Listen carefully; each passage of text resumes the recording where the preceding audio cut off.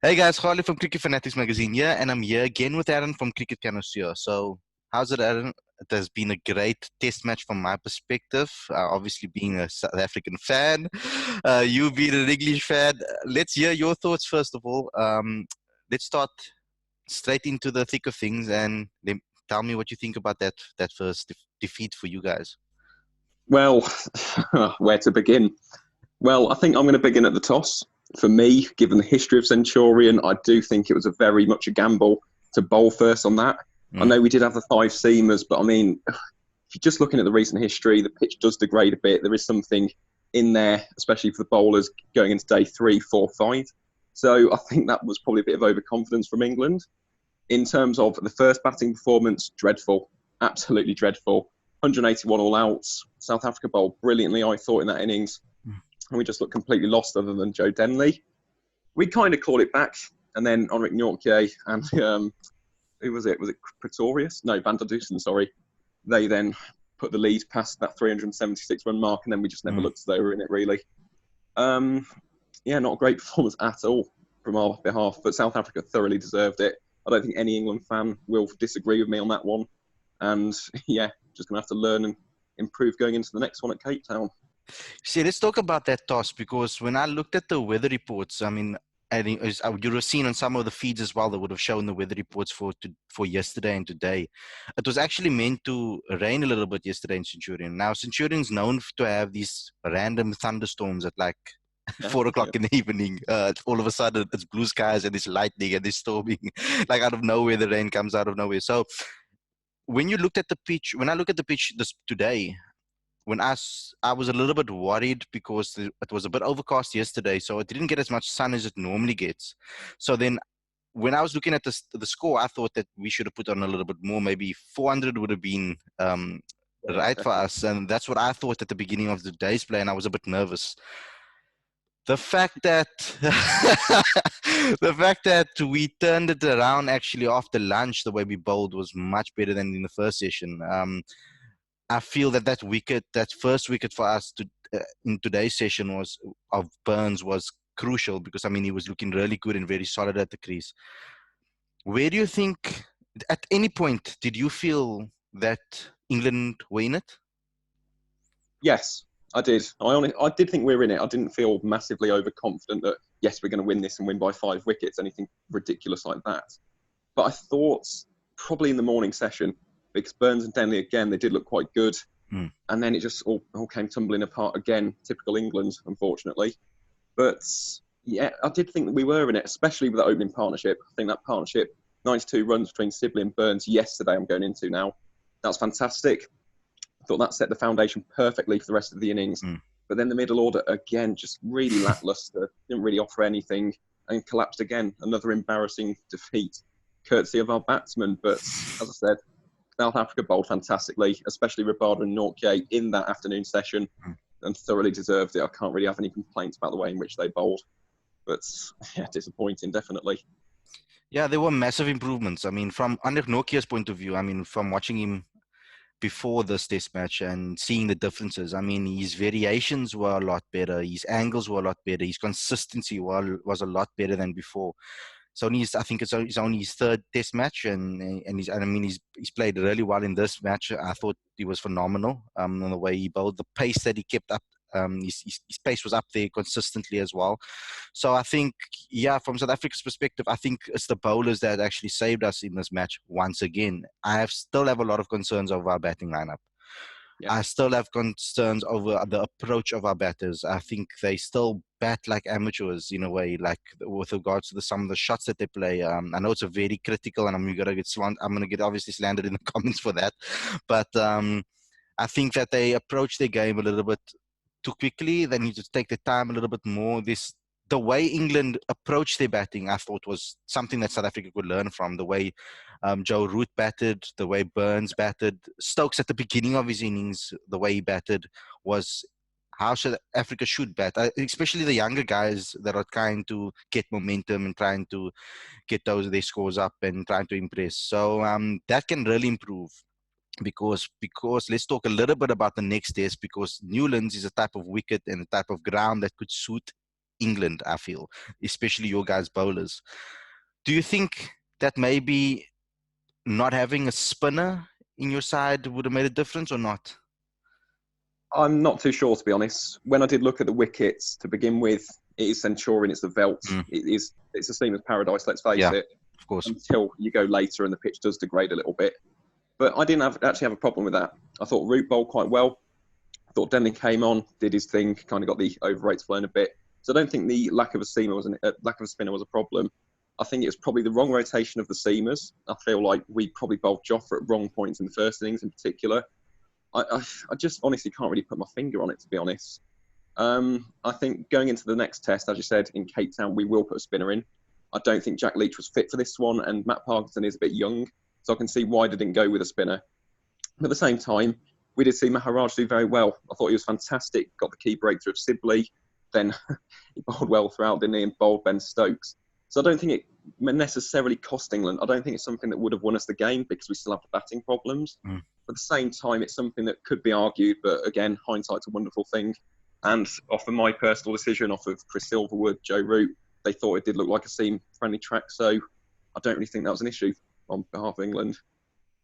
No. So for you, from your perspective, obviously for our fans, there's a lot of South African-based fans that we have over here. What was the key moments for you from South Africa? What impressed you the most about South Africa? The tenacity.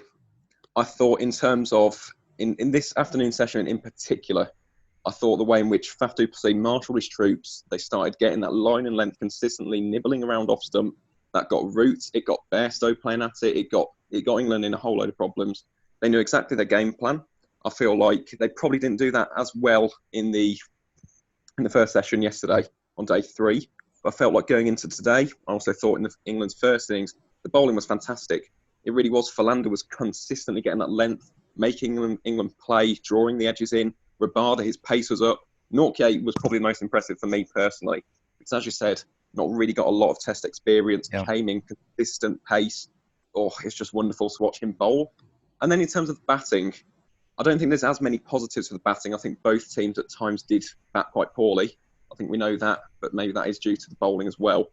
But Zubair Hamza, I thought the way in which he conducted himself in that first innings in particular, very, very good batsman. I do like to see him get a few more opportunities. And also de Kock at times. Scored over 100 runs over his 2 innings in this test match. As you were saying earlier, needs to just bring in that little bit of maturity, really accumulate the big scores, because I felt like he should have really got 100 in that first innings. Yeah. But let's face it, South Africa, I do think this is positive. I think they'll take a lot of confidence going into the next 3 matches of this test series. And realistically, England now are really at a point where they're vulnerable. And if South Africa can keep on going with Rabada, Philander, Nortje, they've got Dane Patterson, who's a wonderful bowler waiting in the wings as well. I mean, it's looking like South Africa's series to lose at this point, really.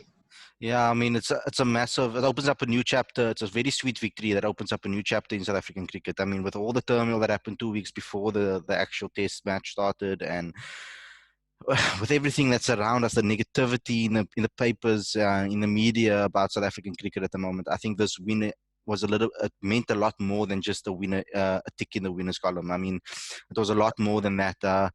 You can see that tenacity and that fight that you spoke about. You can see that's coming from Boucher. I mean, even the way that Faf changed these bowlers. I mean, and there was a particular incident when Faf went back to Nokia after Philander's over. Philander was bowling it a little bit too wide. He was trying to swing the new ball, and he switched to Nokia, and Nokia got a wicket instantly. So I mean, he's much more aggressive in his approach. I think this takes a lot of weight off the shoulders of Faf, who was carrying South African cricket for so many years. So I think this win from a South African point of view is marvelous. How do you guys, as an England setup now, how do you guys get that confidence back now, do you feel? I honestly don't know. I'm going to be honest. I'm lost, to be quite honest, because we did the exact same thing in the West Indies earlier this year. We struggled against Ireland at Lords. The Ashes papered over the cracks, and then we struggled again in New Zealand. We're struggling again here. Now, I don't think there's going to be any quick fix in this series. I don't imagine Joe Root's going to hand his captaincy in at any time soon. I think that will come after this series, the whole decision regarding that. But in terms of just short-term changes, Ollie Pope in for Johnny Bairstow, I think that's going to be something that has to happen. Johnny Best, I don't think was meant to be in the original 11 anyway. So I think that would be a better option. Also, as I was mentioning, bringing a spinner. If that is Jack Leach, play him. It's going to be interesting to see who goes out the lineup, though, for that. Because Curran was fantastic. Archie got wickets as well. So you're going to have to make the decision between Anderson and Broad. So that'll be interesting as well. I think they're the only two real short-term fixes I can think for England. They're not going to draft in a guy from the County Championship like Sam Hain or Sam Northeast to come in at this point in the series. So I honestly can't see anything that's going to produce an excellent performance in Newlands. I think very much we're going to have to rely on the bowlers again. And in terms of batting, there is one thing that I will say about this performance, though. The opening partnership between Sibley and Burns. Now, that's something that I think we will build a lot of confidence off of. Because this year, we've had some terrible opening partnerships. We really have. We've only had 450-plus opening partnerships in the entirety of 2019. And 2 of those have been courtesy of Burns and Sibley. Yeah. So I think those 2 are going to be very important. And also, we just need a big knock from one of the middle order guys, whether that's Butler, whether it's Roots, whether it's another Ben Stokes performance coming in, saving us when we need him. We just need something like that. And if that does happen, then I do think that we have the capabilities to go on, potentially draw this test. I'm not confident that we're going to win it, to be quite honest, because it is quite hard. We have issues with the Kookaburra ball as always. But I do think that's a way for England to get back in, build from the openers, bowl well, set your game plans, and also be a lot more aggressive in terms of our field placement. Felt like that's something that Joe Root hasn't really done well this year in terms of his game plans to Steve Smith, to Quinton de Kock, to Kane Williamson. It's all very conservative. I think now with Silverwood, with these tacticians, bring him in, really, really put these guys under pressure now, set aggressive fields. And as I said, you tick those 4 boxes, and I think England will find a way back into this test match. Yeah, and that as well for South Africa, because South Africa now with Aiden Markram out injured, we have to bring up a new opener. I think most likely it will be Peter Malan, the guy from the Cobras. We see Keegan Peterson. He's normally a number 3 or number 4 bowler. He got called up as a replacement for Markram. We released that story today, but I think it will be Peter Malan that opens the batting. But now it's a lot of pressure on him. It's another new partner for Dean Algar, so that's probably something that you guys can exploit. But I think that's a topic and a chat for another time. We will probably be doing a preview, hopefully before the Newlands test. I'm hoping that we can, maybe with someone else. Yeah. But thanks a lot, Aaron, for this conversation. Just you, obviously, I would like you to punt your social medias again. Oh, perfect. All right, then. So, as you might know from now, guys, I do have quite a big, well, not quite big, I think, getting a bit out of my depth there. It's definitely a growing page on Instagram. It's called the Cricket Connoisseur. You can use the hashtag TCCMNP. That allows you to go onto my profiles and match summaries. I also do use Twitter a bit more now, and that is at the Cricket Con 1. You can find that on Twitter. I do some updates and match summaries on there as well. But yeah, that's pretty much it for me, guys. And also, remember to follow Cricket Fanatics on their socials as well. They've been incredibly good to me. A load of support's come from those guys. So yeah, be sure to check out their socials as well. So you heard him, guys. Follow us, like, share, comment on this video. It will be up on YouTube and it will be up on Facebook, and we'll put a snippet up on Instagram. Thanks a lot, guys.